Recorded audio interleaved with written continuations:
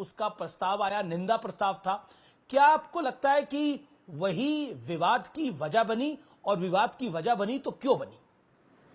पर ये जो दूसरा स्पीकर का जो इतिहास आप बता रहे हैं, ऐतिहासिक मौका रहा, इतिहास एक और भी बना कि 50 साल बाद इस पद के लिए एक इलेक्शन हुआ। भले ही वॉइस वोट से वो जीते हैं, पर इलेक्शन होकर जीते हैं। दूसरी बात, हाँ हम जानते थे हमारे पास आंकड़े नहीं हैं, पर ये ध्यान दिलाना ज़रूरी था कि अब जो भी काम होगा संविधान के दायरे में रहकर होगा, और संवैधानिक तौर तरीके हमें बताते हैं कि अगर एक सरकार अपने मनमानी करना चाहती है तो वो मनमानी हम होने नहीं देंगे। जनता की सुनवाई होना ज़रूरी है। अब रही बात इमरजेंसी को लेकर, अब आप देखिए 50 साल पहले इमरजेंसी देश में हुई। इमरजेंसी के चलते बहुत किताबें लिखी गई, बहुत रिसर्च हुआ। इंदिरा गांधी जी ने जो चुनाव रखा, वो चुनाव में हार मिली थी उनको, फिर जनता का विश्वास जीतकर फिर से प्रधानमंत्री बनी थी। और फिर कॉन्स्टिट्यूशनल चेंजेस जो लाने थे कि जहाँ पे इमरजेंसी का काल फिर से ना आ पाए, वो कॉन्स्टिट्यूशनल चेंजेस भी लाए गए। अब वो बात 50 साल पहले हो गई।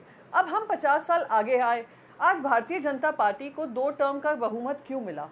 कि उनको जहां जहां देश की जनता को लग रहा था कांग्रेस या यूपीए की सरकार ने गलतियां की हैं, तो इस बार नरेंद्र मोदी को हम देते हैं, उनको मेजॉरिटी देते हैं, उनसे कहते हैं कि अब आप हमारे लिए एक नया देश बनाइए, एक न्यू इंडिया जो प्रधानमंत्री मोदी जी कहते थे। अब इस न्यू इंडिया में प्रधानमंत्री मोदी जी ने 10 साल में क्या क्या किया है?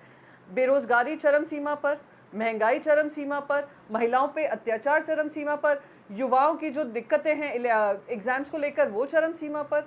तो एक एजुकेशन इमरजेंसी जो लगाई है उस पर तो प्रधानमंत्री चर्चा नहीं करेंगे। आज देश का, मुझे आप बताइए अमीश जी, आप भी बैठे हैं, मैं भी बैठी हूँ, 18 साल का युवा जो ग्रेजुएशन मेडिकल डिग्री करना चाहता है, वो उम्मीद करेगा कि संसद में चर्चा वो नीट एग्जाम्स को लेकर हो या 50 साल पहले जो आपातकाल की सिचुएशन थी उसको लेकर हो। आज 21 साल का युवा जो बेरोजगार बैठा है, वो क्या उम्मीद कर रहा होगा देश के संसद से कि आप बात करेंगे कि देश में बेरोजगारी क्यों है, या 50 साल पहले क्या हुआ था इतिहास में? आपका एक मिनट में सुधांशु त्रिवेदी भी मेरे साथ जुड़े कहेगी कि हमारी सुरक्षा की आप बात करिए, या 50 साल पहले क्या हुआ था उसकी बात करिए। या देश की जनता ये कहेगी कि जो आप एजेंसीज का दुरुपयोग कर रहे हैं, जो आप मीडिया को कंट्रोल कर रहे हैं, जो आप फंडामेंटल राइट्स हैं उसको ट्रैम्पल कर रहे हैं, वो क्या अनडिक्लेयर्ड इमरजेंसी नहीं है? और ये अनडिक्लेयर्ड फंडामेंटल राइट्स कहां ट्रैम्पल हुए हैं? नहीं, फंडामेंटल राइट्स तो ट्रैम्पल हुए थे।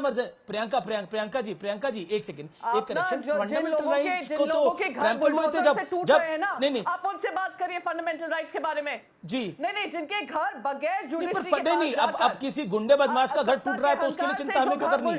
लेकिन फंडामेंटल राइट्स, गरीबों के घर टूट रहे हैं। अयोध्या में जो घर टूटे, जिनका परिणाम इन्होंने भुगता और समाजवादी पार्टी ने वहां से चुनाव जीता है, आप उनसे जाकर पूछिए। बनारस में नरेंद्र मोदी जी का जो विनिंग मार्जिन था 1.5 लाख पे आ गया, आप उनसे जाकर पूछिए। ये फंडामेंटल राइट्स होते हैं। मैं उन फंडामेंटल राइट्स की जी, सुधांशु त्रिवेदी मेरे साथ है।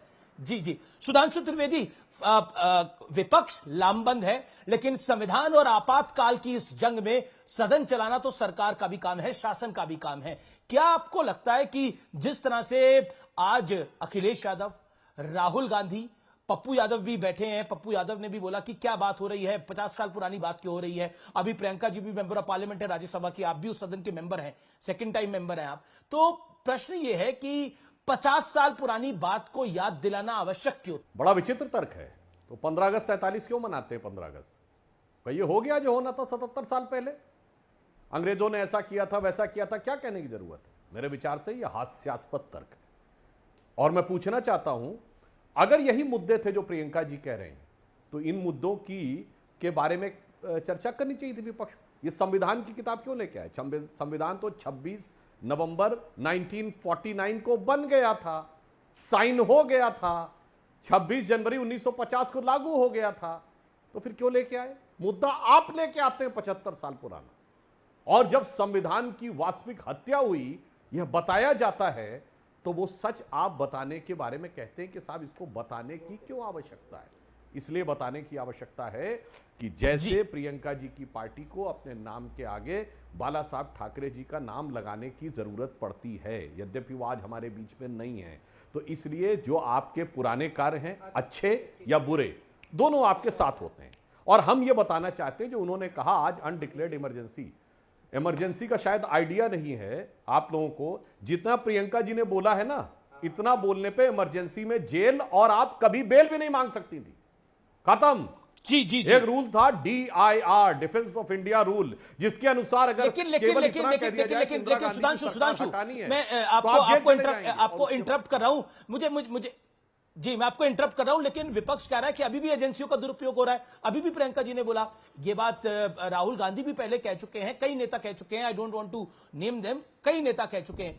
क्या आपको लगता है कि आप भी कुछ चीजें बुलडोज करते हैं, जो विपक्ष का आरोप है वो आपको भी अपना जो जैसा विपक्ष कह रहा है पॉलिटिकल एटीट्यूड वो छोड़ना पड़ेगा, बुलडोज वाला, माई वे और हाईवे? हाँ, वो बात सही है। ये जो प्रियंका जी ने कहा, तो इनकी पार्टी की जब सरकार थी तो बुलडोजर चला था कंगना रनावत के उसके ऊपर, और फिर इनकी पार्टी के मुखपत्र सामना में लिखा था उखाड़ दिया। मतलब अब कोई किंतु परंतु नहीं रह गया था कि वो पॉलिटिकल निर्णय था, एडमिनिस्ट्रेटिव नहीं था। फिर इसीलिए कोर्ट में फटकार पड़ी थी कि आपने कहा एडमिनिस्ट्रेटिव डिसीजन, पर सामना में लिखा था उखाड़ दिया, और एक पत्रकार को भी उठा के बंद कर दिया था, जिसमें सुप्रीम कोर्ट ने कहा था कि अगर आपको कोई चैनल अच्छा नहीं लगता है और किसी पत्रकार की बात नहीं अच्छी लगती है तो कृपया आप चैनल बदल सकते हैं। तो जो इन्होंने कहा, इसीलिए तो मैंने कहा ना, इन लोगों के राज्य में होता है। तो आज की बात बताइए, सिर्फ 2 साल पुरानी बात, हमारे रिजीम में तो पूरी स्वतंत्रता है। बताइए, जिन्होंने कहा था मोदी जी की बोटी बोटी काट डालूंगा, वो आज संसद में है कि नहीं? फिर जलवाए जलाल के साथ इमरान मसूद की आप बात कर रहे हैं। इमरान मसूद कांग्रेस पार्टी से सांसद है, सहारनपुर से जीत कर आए हैं, जिन्होंने बोटी बोटी मोदी की काटने की बात कही थी, वो जीत के आए हैं, लेकिन वो 2014 में कही थी, अब 2024 आ गया है। तो प्रियंका नहीं, अंतर यह है कि वो 14 में समाजवादी पार्टी के सदस्य थे, राहुल गांधी जी उनको सम्मान पूर्वक अपनी पार्टी में लाके सांसद बना दिए।